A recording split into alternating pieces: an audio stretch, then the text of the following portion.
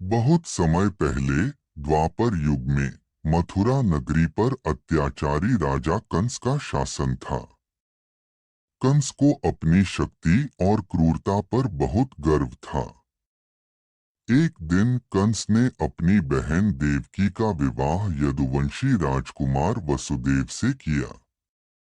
विवाह के बाद जब कंस अपनी बहन को विदा कर रहा था, तभी आकाशवाणी हुई, हे कंस, जिस बहन को तू प्रेम पूर्वक विदा कर रहा है, उसका 8वां पुत्र तेरी मृत्यु का कारण बनेगा।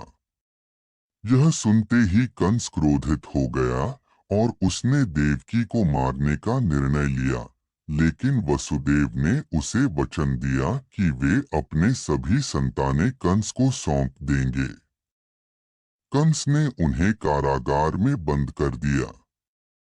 देवकी और वसुदेव के पहले 7 बच्चों को कंस ने निर्दयता से मार डाला। जब 8वां पुत्र जन्मा तो स्वयं भगवान विष्णु ने देवकी और वसुदेव के सामने प्रकट होकर कहा कि वही श्री कृष्ण के रूप में जन्मे हैं।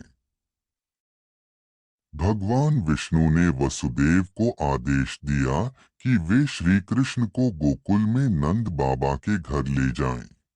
भगवान की कृपा से जेल के दरवाजे खुल गए, पहरेदार सो गए और वसुदेव ने नवजात श्री कृष्ण को टोकरी में रखकर यमुना नदी पार की। यमुना का जल उफान पर था, लेकिन जैसे ही श्री कृष्ण का पैर जल को छूता, नदी का जल शांत हो जाता।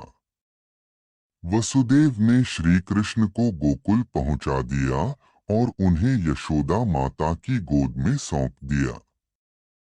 बदले में नंद बाबा की नवजात पुत्री को वसुदेव वापस मथुरा ले आए। जब कंस ने उस बालिका को मारने का प्रयास किया, तो वह बालिका आकाश में उड़ गई और कहा, तुझे मारने वाला तो गोकुल में सुरक्षित है। इस प्रकार श्री कृष्ण का जन्म मथुरा में हुआ और गोकुल में उनका लालन पालन हुआ। जन्माष्टमी का यह पर्व हमें भगवान श्री कृष्ण की अद्भुत लीलाओं और उनके जीवन के महत्वपूर्ण संदेशों की याद दिलाता है।